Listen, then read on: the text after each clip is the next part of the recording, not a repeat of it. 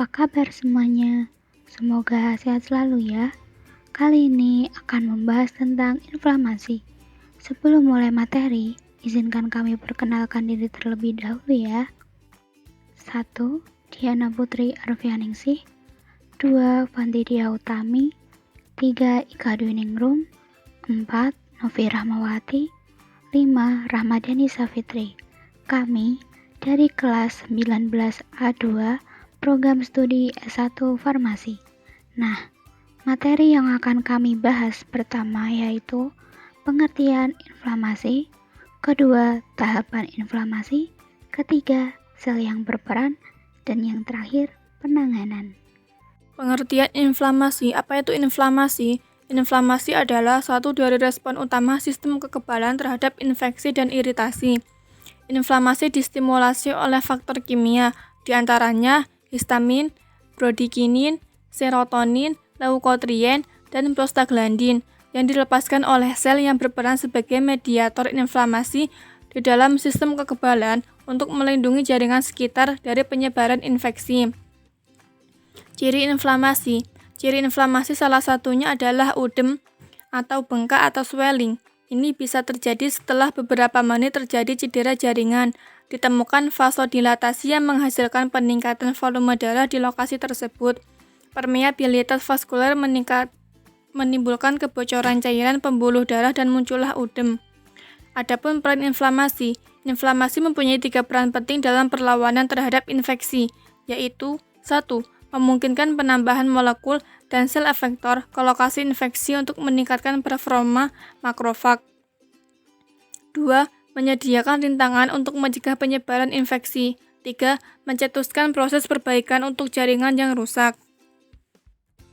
Di sini menjelaskan bahwa setelah beberapa jam, leukosit menempel pada sel endotel di daerah inflamasi dan bermigrasi melewati dinding kapiler masuk ke rongga jaringan. Proses ini disebut ekstravasasi.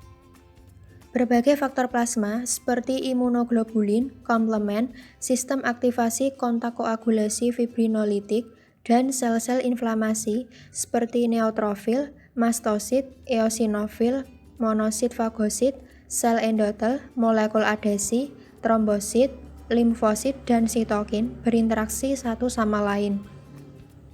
Seperti gambar di bawah ini menunjukkan gambar leukosit melewati jaringannya. Pada keadaan normal, hanya sebagian kecil molekul melewati dinding vaskular. Bila terjadi inflamasi, sel endotel mengkerut sehingga molekul-molekul besar dapat melewati dinding vaskular. Cairan yang mengandung banyak sel inflamasi disebut eksudat inflamasi.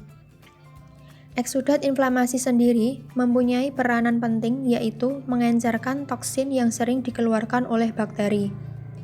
Sel-sel yang terlibat dalam inflamasi terutama adalah sel-sel pada sistem imun non-spesifik yaitu neutrofil. Neutrofil merupakan sel utama pada early inflamasi yang bermigrasi ke jaringan dan puncaknya terjadi pada 6 jam pertama. Selanjutnya, tahapan inflamasi dibagi menjadi 2 macam. Yang pertama, inflamasi akut, dan yang kedua, inflamasi kronis.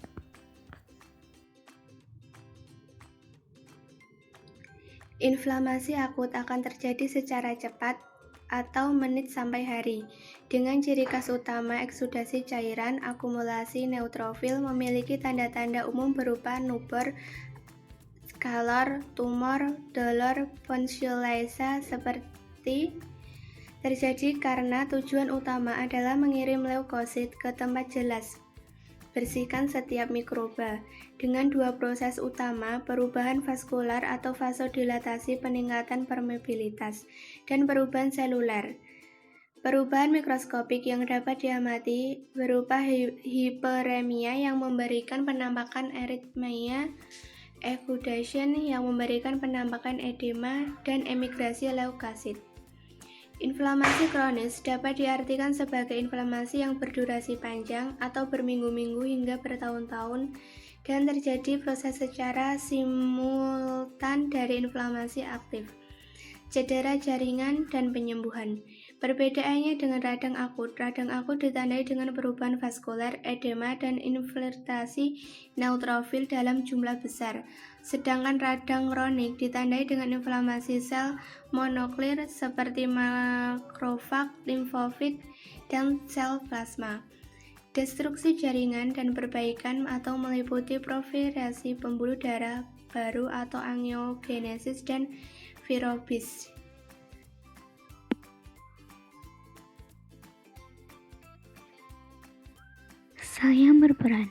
Sel-sel yang berperan dalam proses terjadinya inflamasi yaitu ada makrofag, limfosit, eosinofil, sel mast. Penanganan. Bagaimana penanganan ketika terjadi inflamasi? Ketika kita menemukan kasus inflamasi pada hewan maupun manusia, hal pertama yang mesti kita lakukan adalah memberikan pertolongan pada pasien. Pertolongan yang dapat dilakukan adalah dengan memberikan obat antiinflamasi sebelum. Berikut akan dijelaskan lebih mendetail mengenai obat antiinflamasi. Obat antiinflamasi nonsteroid. Obat antiinflamasi nonsteroid atau OAINS merupakan kelompok obat yang paling banyak dikonsumsi di seluruh dunia untuk mendapatkan efek analgetika, antipiretika, dan antiinflamasi.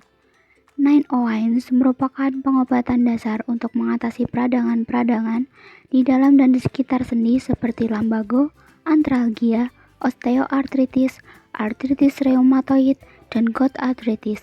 Di samping itu, OAINS juga banyak pada penyakit-penyakit non-reumatik seperti kolik empedu dan saluran kemih, trombosis cerebri, infrak miokardium, dan dysmenorrhea. OAINS merupakan suatu kelompok obat yang heterogen, bahkan beberapa obat sangat berbeda secara kimia.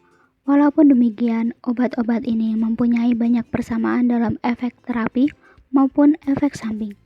15 prototip obat golongan ini adalah aspirin.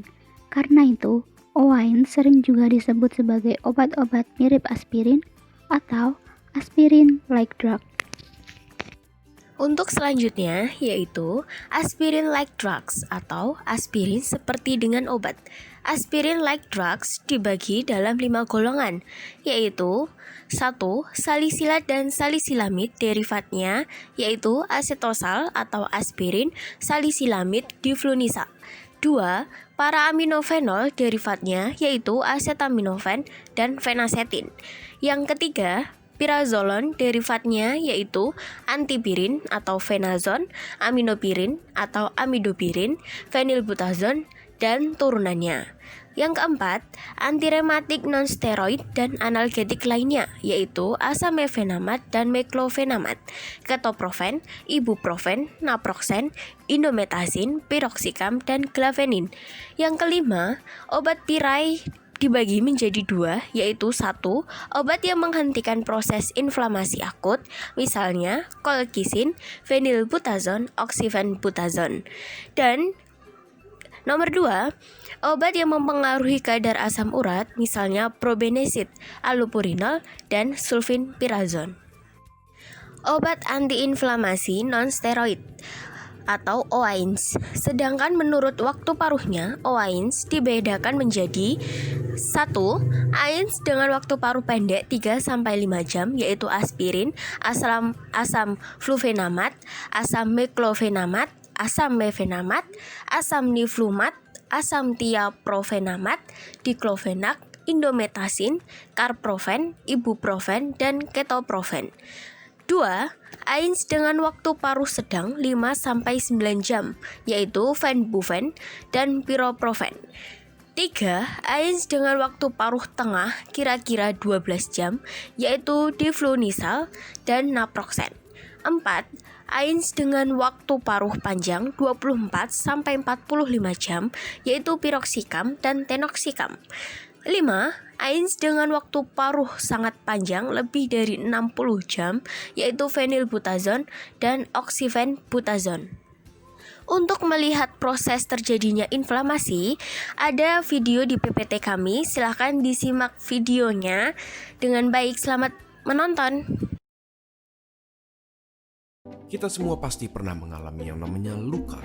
Tapi, apakah kalian penasaran bagaimana luka bisa sembuh dengan cepat? Anggap saja kalian sedang mengatur beberapa berkas berupa kertas dan ups, tiba-tiba tangan kalian tersayat. Bagaimana cara tubuh kita mengatasi begitu banyak bakteri di sekitar kita yang bisa saja masuk melalui luka tersebut?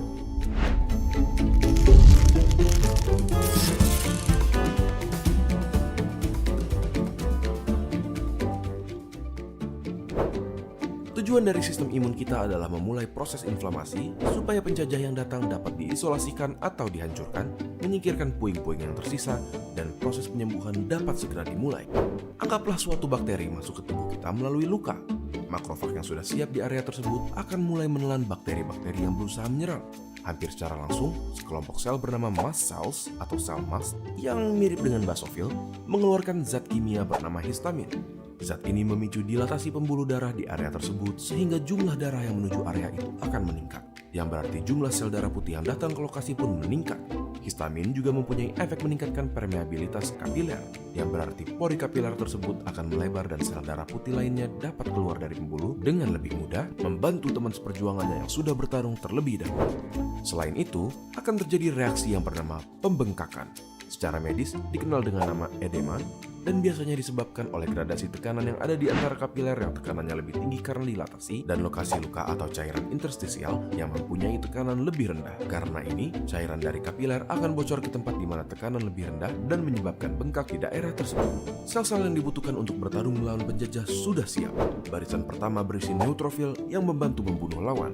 Sel lainnya termasuk monosit yang berubah menjadi makrofag dalam 8 sampai dengan 12 jam. Neutrofil dan monosit akan membantu menghalangi infeksi dan bahkan jumlah neutrofil dapat menjadi 5 kali lipat dari jumlah normal dalam beberapa jam. Sekarang, di saat sel-sel yang bertarung telah mencapai lokasi luka, sel yang bertanggung jawab dalam menutup luka pun akan mulai bekerja. Ini termasuk faktor pembunuh. Pada dasarnya, setelah area luka yang didatangi bakteri dibersihkan oleh sel darah putih, yang harus dilakukan sisanya hanyalah regenerasi kulit dengan memperbaiki jaringan yang terluka. Terlihat sederhana dari luar, namun cukup kompleks bukan? Bagaimana menurut kalian? Bukankah pertahanan tubuh kita hebat? Bagikan video ini ke teman kalian agar mereka dapat memahaminya juga. Jangan lupa subscribe untuk mendukung keberlangsungan channel ini. Jika ada topik yang kalian ingin kami bahas, kalian bisa tulis di kolom komentar untuk kami lihat. Terima kasih dan sampai ketemu di video berikutnya. Sekian penjelasan kami dari kelompok 4 mengenai inflamasi. Jika teman-teman ingin bertanya atau ada pertanyaan, bisa tulis di kolom diskusi. Kami nanti akan menjawabnya. Sekian penjelasan dari kami, kelompok 4. Jika ada salah kata, mohon dimaafkan. Thank you for listening. Wassalamualaikum warahmatullahi wabarakatuh.